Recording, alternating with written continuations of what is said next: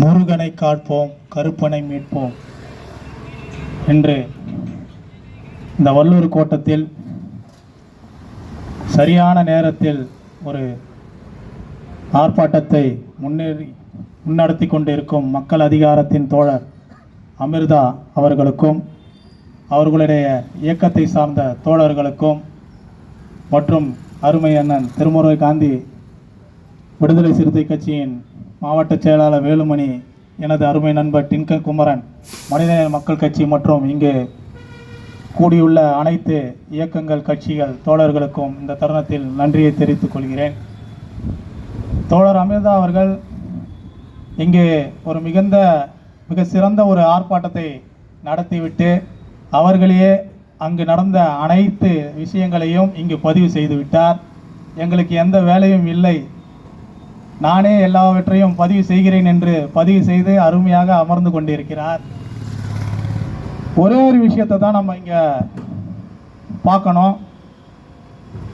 பாரதிய ஜனதா கட்சி தோழர் சொன்னது போல டெல்லியில் இப்பொழுது ஆட்சி அமைத்து விட்டார்கள்.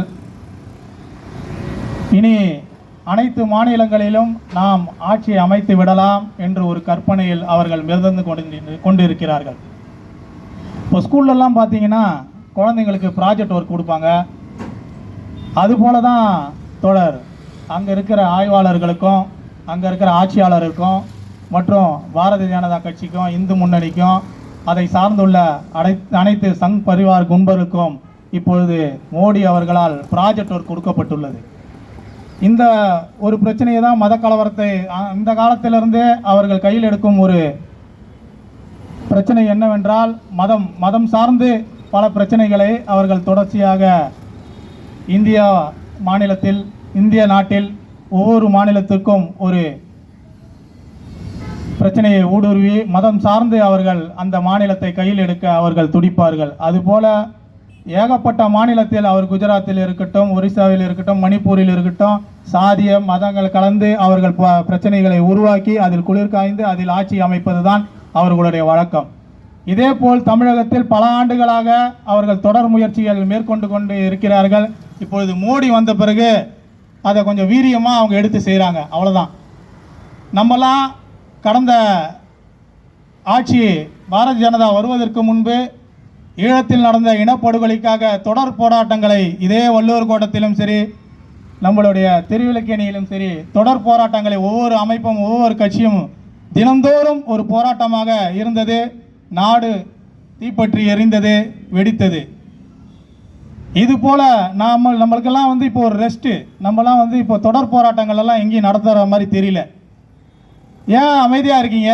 உங்களுக்கு எல்லாம் நாங்கள் தொடர் போராட்டத்தை நடத்துவதற்கும் எதிர்ப்பதற்கும் நாங்கள் இருக்கிறோம் என்று பாரதிய ஜனதா கட்சி தொடர்ச்சியாக மத கலவரத்தை ஏற்படுத்தி கொண்டு இந்திய திணிப்பு இது போன்ற விஷயங்களில் தமிழக கலாச்சாரத்தில் கை வைத்தால் என்ன நடக்கும்? கடந்த 1938ஆம் ஆண்டிலிருந்து ராஜாஜி ஆட்சி கட்டில் அமைந்ததிலிருந்து ஓமந்தார் ஆட்சியில் அமைந்தது உள்பட 4 கட்ட மொழிப்போர்கள், இங்கே பல மொழிப்போர் தியாகிகள் தன்னை தீக்கரையாக்கி அடி வாங்கி சிறையில் மாய்ந்து பல தியாகிகள் உயிரை கொடுத்து தமிழ்நாட்டின் கலாச்சாரத்தையும் பண்பாடையும் காப்பாற்றிய வரலாறு தமிழகத்திற்கு உண்டு, தமிழுக்கும் உண்டு.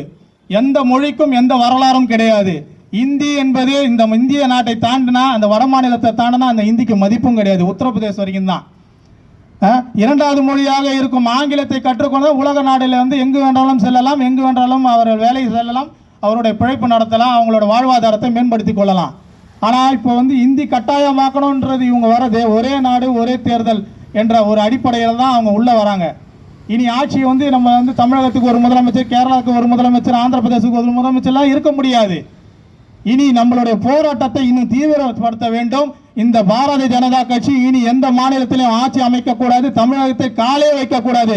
இப்பொழுது ஏதோ ஒரு இடத்துல 2, 3 இடத்துல 4 இடத்துல எம்எல்ஏங்கள் இருக்கிறாங்க. அந்த எம்எல்ஏ கூட கடந்த வர 2027ஆம் ஆண்டு தேர்தலில் ஒரு எம்எல்ஏ கூட பாரதிய ஜனதா கட்சி இருக்கக்கூடாது.